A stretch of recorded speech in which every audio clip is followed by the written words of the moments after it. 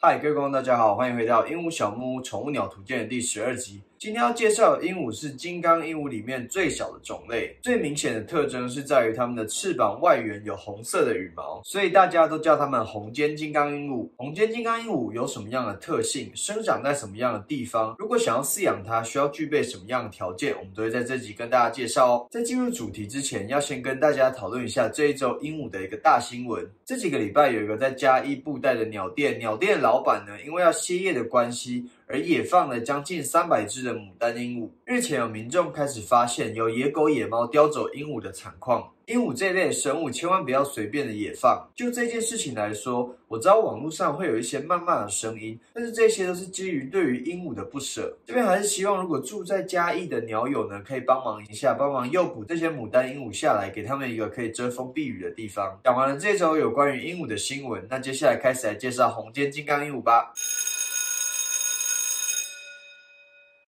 我们前面有提到，所谓的红尖金刚鹦鹉啊，它是金刚鹦鹉里面啊，它的体型属于最小的。但是请注意，虽然它们的体型很小，但是金刚鹦鹉这种活泼好动的个性，好像都融入了红尖金刚鹦鹉的身体当中。由于它们非常的好动，所以在饲养红尖金刚鹦鹉需要主人大量的时间陪伴。缺乏陪伴，红尖金刚鹦鹉一样有可能会出现忧郁而咬毛的情况。虽然它们不像其他大型的金刚鹦鹉需要很大的笼子来饲养，但是在饲养它们确实需要足够的空间，最好有办法准备至少3英尺长宽高的笼子。红尖金刚鹦鹉它们的脚非常灵活，而且其实不小哦。为了适应攀爬以及抓握其他的食物，它们的脚趾呢演化成前面2只、后面2只的形态。在宠物鸟的市场当中，也有另外一个物种常常跟红尖金刚鹦鹉搞混，那就是丽蛾金刚鹦鹉。虽然说它们的颜色蛮相近的，但是红尖金刚鹦鹉的体型明显比丽蛾金刚鹦鹉的体型小很多。红尖金刚鹦鹉现在的行情价大约落在8000到15000之间。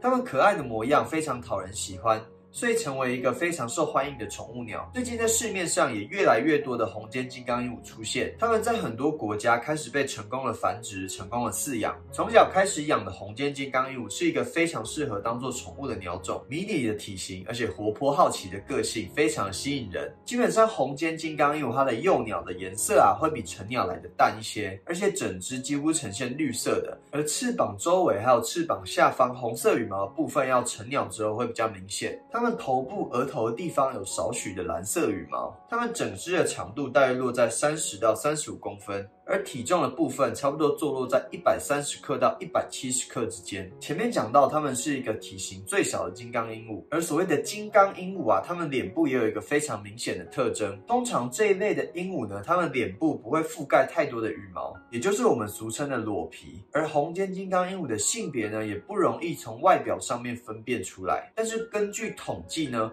公鸟的头部啊会略显大了一些，圆了一些。在英国的 Parrot 杂志上面还称赞它们是一个最完美的迷你鹦鹉。跟其他的金刚鹦鹉比起来，它们更容易适应环境，更加的友善，而且在训练方面呢也比较容易哦。而且红尖金刚鹦鹉跟其他大型的金刚鹦鹉比起来，它的叫声其实是比较容易被接受的。但是啊，它们的寿命可就不像其他大型的金刚鹦鹉那么样的长寿，大约落在20年到25年左右。我们常见的红尖金刚鹦鹉又称为汉氏金刚鹦鹉。汉氏这个名字是怎么来的呢？它其实是由一个德国的动物学家卡尔威廉汉恩他的名字来命名的。而这个动物学家他也在1834年的时候开始编写《鸟类学和欧洲鸟类的自然描绘和描述》。这本书啊，也将红尖金刚鹦鹉收录在其中。根据现有的资料，红尖金刚鹦鹉约有2个亚种，第一个叫贵族金刚鹦鹉。一般的红尖金刚鹦鹉，它的喙是呈现黑色的，而这种贵族金刚鹦鹉呢，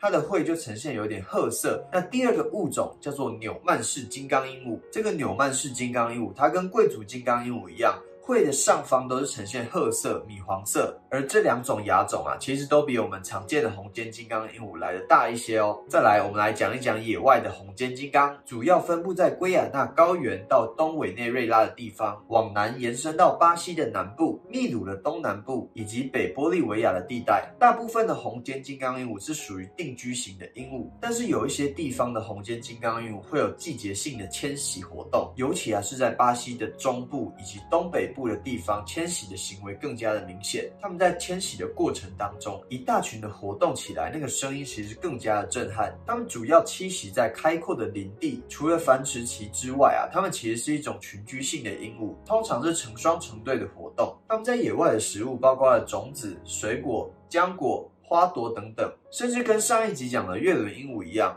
都会到农田里面啊吃一些农作物，造成农损，成为一个农业的害鸟。大多数的红尖金刚鹦鹉在野外啊是在棕榈树上面的树洞筑巢，而根据资料显示，它们有时候也会筑巢在白蚁窝当中。其实我自己是不知道要怎么在白蚁窝当中筑巢啊，如果知道的鸟友可以在底下留言跟我分享。它们的繁殖期大约落在2月到6月的时候。笼养的红尖金刚鹦鹉有时候会比较聒噪一点。如果你刚养一只红尖金刚鹦鹉的时候，它刚开始可能会不适应，感到焦躁不安，但是其实不会太久，它就可以慢慢适应环境了。而且适应环境之后，它们的身体十分的强壮，喜欢啃咬东西，所以你准备的巢箱、笼子也要足够坚固。很多人都喜欢动手自己做看鸟舍，但是如果你是要做给红尖金刚鹦鹉的话，要特别注意，要加上一层的保护措施啊，否则很容易就被金刚鹦鹉给啃坏了。在国内，红尖金刚鹦鹉人工繁殖的数量不多，但是它们的人工繁殖的难度并不高，而且一旦稳定的繁殖之后，它们其实还蛮会生的。现在外国也已经有普遍繁殖的好成果，但是国际间繁殖贵族金刚以及纽曼氏金刚的数量很少，你要提供它们一个坚固的巢箱，而且室内的繁殖效果会比室外来的好。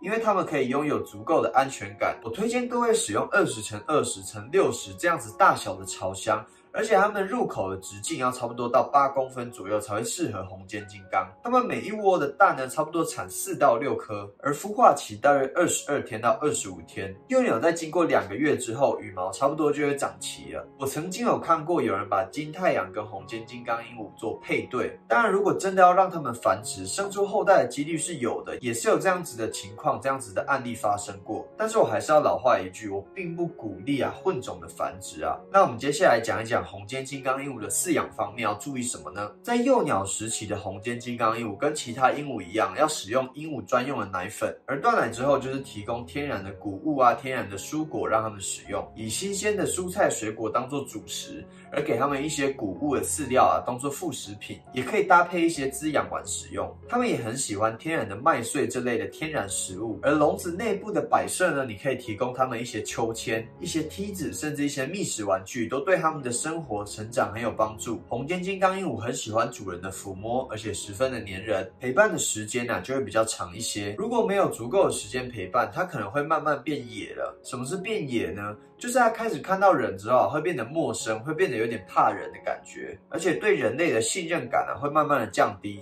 所以从这一点我们也可以知道，我们如果看到陌生的红尖金刚鹦鹉，尽量不要先出手来碰它们，因为对它们来说啊，这种外在的威胁啊是让它们感到很恐惧的。而红尖金刚鹦鹉它们叫声的频率比较低，不会像金太阳一样这么样的尖锐，不过针对音量的部分是一样大声、一样嘈杂的。它的学语能力在中小型鹦鹉当中是属于非常不错的哦。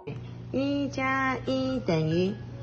如果从小多多跟他们讲话，或许在长大以后，他就可以用这种说话的方式、说话的语气而代替大声鸣叫哦。而目前红尖金刚鹦鹉在 IUCN 是安全的保护等级，也就是说红尖金刚鹦鹉它们的族群在野外都很稳定。大家千万要知道，鹦鹉不可以随便的放生，放生的举动不仅可能会触法，而更有可能会造成生态环境平衡的破坏。那今天的介绍就差不多到这边咯。目前还没有介绍的宠物鸟包括了横斑、文鸟、蓝眼巴丹、西密鹦鹉等等，欢迎大家把好奇的宠物鸟、把想要听讲解的鹦鹉啊放在底下留言跟我说，我就会慢慢安排进去咯。最后，如果你喜欢我的影片的话，也不要忘记帮我按赞并且分享，还有订阅我的频道。我是 Jack， 我们下次见咯，拜拜。